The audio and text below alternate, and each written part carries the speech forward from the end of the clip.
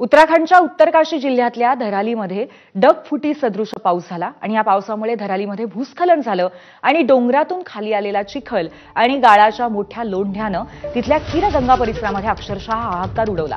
खीरगंगा परिसरामध्ये ढगफुटी झाल्यानंतर 10 जवान बेपत्ता झाले, 4 जणांचा मृत्यू झालाय। मृतांचा आकडा आणखी वाढण्याची शक्यता आहे, तर 130 जणांना वाचवण्यात यश आलंय। एसडीआरएफच्या पथकाचं युद्ध पातळीवरती सध्या बचाव कार्य सुरू आहे। या खीरगंगा परिसरामध्ये नांदेड जिल्ह्यातल्या बिलोली तालुक्यातील 11 पर्यटक अडकले होते आणि ते सर्व घटनास्थळापासून 150 किलोमीटर दूर सुखरूप असल्याची माहिती कळतेय। तर या सर्व प्रवाशांना सुखरूप परत आणण्यासाठी सरकारनं तातडीने उपाययोजना करण्याची पर्यटकांनी मागणी केली आहे। दरम्यान हवामान विभागाच्या इशाऱ्यानंतर 5 जिल्ह्यांमधल्या 12वी पर्यंतच्या सर्व शाळा बंद करण्यात आल्या।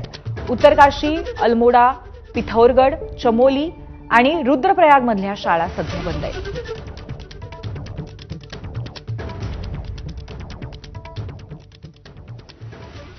उत्तरकाशीमध्ये रस्ता खचल्यामुळे वाहतूक ठप्प झाली आहे, याचाच आढावा घेतला आमच्या प्रतिनिधींनी।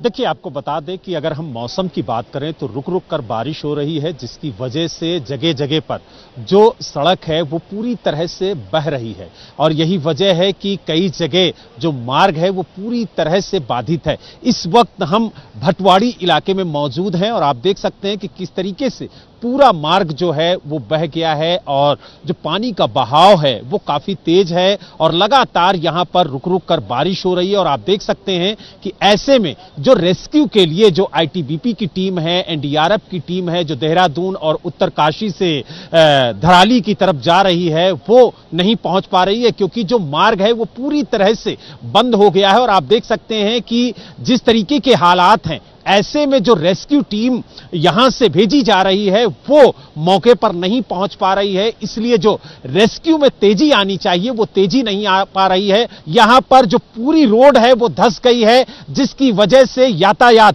पूरी तरह से बाधित है और लगातार जो अधिकारी हैं वो यहां पर आकर के स्थिति का जायजा ले रहे हैं कि किस तरीके से जो राहत बचाव का कार्य है उसमें तेजी लाई जाए।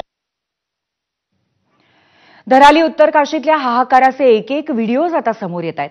तिथली स्थिती खरोखरच अत्यंत भीतीदायक आहे। कित्येक लोक अजूनही बेपत्ता आहेत आणि बचाव कार्य वेगाने सुरू आहे, पण कालच्या भीषण ढगफुटीनंतर उत्तराखंड प्रशासनाला अक्षरशः घाम फुटलाय। या भागामध्ये अनेक पर्यटक अडकलेत, शेकडो वाहनं गाळाखाली अडकली आहेत, 50हून अधिक बेपत्तांचा शोध लावण्याचे प्रयत्न सुरू आहेत।